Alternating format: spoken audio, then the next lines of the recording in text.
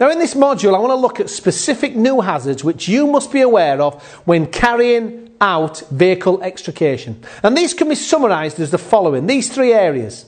You've got cutting the seats, you've got cutting the pillar posts, and you've got automatic rollover protection systems.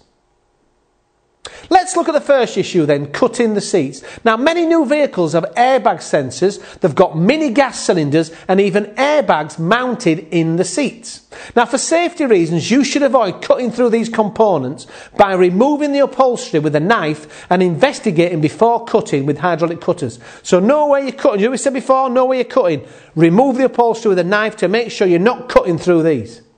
As you can see here, that's where the pipe is there. That's the cable there. If you cut through that, you may be injured. Now, not only should you be careful when cutting seats, you should also be careful when cutting any pillar posts, as again, they might contain a number of systems under pressure. For example, the blades can be damaged by the reinforcement in the seat belt mountings or the pre-tensioner systems.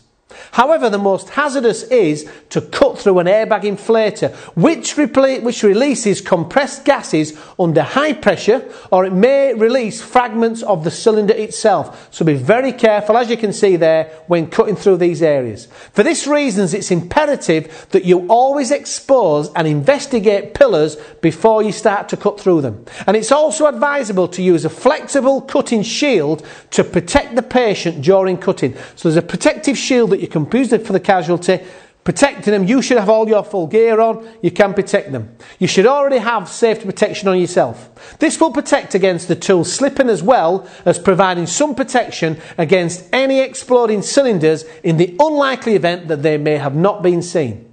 And this video is going to show you what happens when you do cut through hidden hazards. Watch this.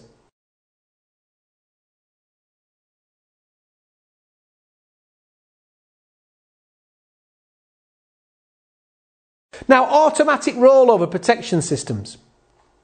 Now, these systems deploy as the vehicle begins to roll, and they're typically stored behind the seats in the rear deck area where cervical spinal management often takes place. And this presents a significant risk to rescuers and emergency care providers if deployment accidentally occurs during the rescue efforts. The back of the seat, if you're over the casualty trying to assist them and that deploys, yeah, it could kill you.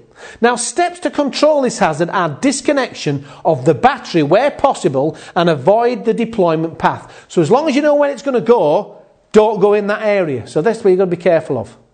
This video is going to show you the deployment of the rollover system. And what's the main thing is, watch how fast this operates and just pretend you're stood above it and see what happens. That covers the section on specific new hazards.